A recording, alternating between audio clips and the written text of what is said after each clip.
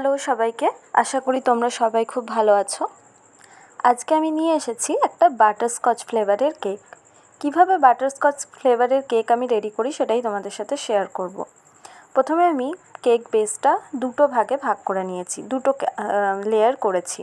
এটা একটা হাফ পাউন্ডের কেক আমি একটু উঁচুও করে থাকি, যেটা আমি একটু ছোট টিনে করি। এইটা আমি 5 ইঞ্চির টিনে করেছি, তাই জন্য আমি দুটো লেয়ার করলাম। 3টে লেয়ার করলে বেশি পাতলা হয়ে যেত।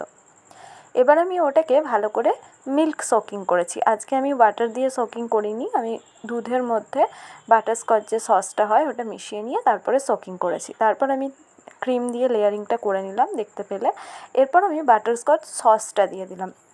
এই সসটা আমার ঘরে রেডি করা, আর এই প্রালাইন যেটা আমি দিচ্ছি এটাও ঘরে রেডি করা। আমি কোনোটাই বাজারের ইউজ করি না, কোনোটাই বলতে বাটারস্কচটা, অন্যগুলো করি, বাটারস্কচটা করি না। এরপরে আমি পরের লেয়ারিংটা দিয়ে দিলাম। তারপরে আবার দেখো, আমি দুধ আর যে বাটারস্কচ সসটা ওই দুটো ভালো করে মিশিয়ে নিয়ে ওইটা দিয়েই সোকিং করছি। এটাতে টেস্টটা খুব ভালো আসে, তোমরা ট্রাই করে দেখতে পারো।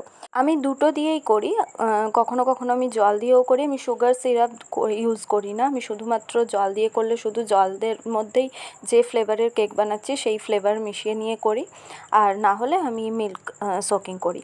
এরপরে আমি ক্রাম কোটিংটা করে নিয়েছি। ক্রাম কোটিংটা করে নিয়ে আমি কিছুক্ষণ সেট করে নিয়েছি। এবার দেখতে পাচ্ছ আমি একটা পাইপিং ব্যাগে অরেঞ্জ কালার ভরে নিয়েছি আর একটাতে হোয়াইট কালার। এবার আমি নিচে কিছুটা অরেঞ্জ কালার দিয়ে কভার করছি, আর বাকিটা ওপরটা পুরোটাই হোয়াইট দিয়ে কভার করছি। এরপরে একটা স্ক্র্যাপার দিয়ে আমি ভালো করে কেকটাকে ফিনিশিং দিয়ে নেব। যতক্ষণ না ফিনিশিং হবে ততক্ষণ ভালো করে স্ক্র্যাপার দিয়ে ওটাকে ফিনিশিং আনতে হবে। একবারে হয় না, কারোরই একবারে হয় না, খুব যারা এক্সপার্ট তাদের ছাড়া আমার হয় না, সত্যি কথা বলতে। তো একবার ওটা দিয়ে ভালো করে নিতে হবে। এরপরে যেহেতু কোনো সেরকম ডিজাইন নেই, তাই আমি একটা কম দিয়ে সাইডটা এইরকম ডিজাইন করে নিলাম। এটা দেখতেও খুব সুন্দর লাগে আর খুব ইজি হয়ে যায়। এবার আমি দুটো নজল ব্যবহার করছি, একটা হচ্ছে 1M আর একটা হচ্ছে 6B। এইটা আমি 1M নজল দিয়ে অরেঞ্জ কালারের ক্রিম নিয়ে 4টে রোজেট করে দিয়েছি, আর 6B দিয়ে জাস্ট মোদকের মতো 3টে করে দিচ্ছি। এইটা একদম সিম্পল ডিজাইন করেছি, আর কিছু সেরকম নয়।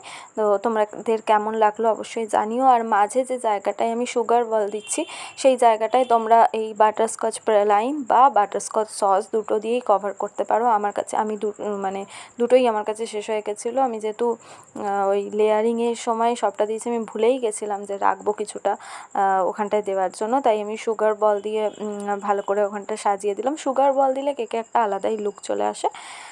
এরপরে আমি এইভাবেই কেকটা রেডি করলাম। আর সেদিন আমার দুটো কেকের অর্ডার ছিল, একটা ওইটা আর একটা এইটা, দুটোর আমি ভিডিও করতে পারিনি। এটার ফাইনাল লুকটা তোমাদের সাথে যা শেয়ার করে নিলাম। তোমাদের কেমন লাগলো অবশ্যই জানিও। Thank you.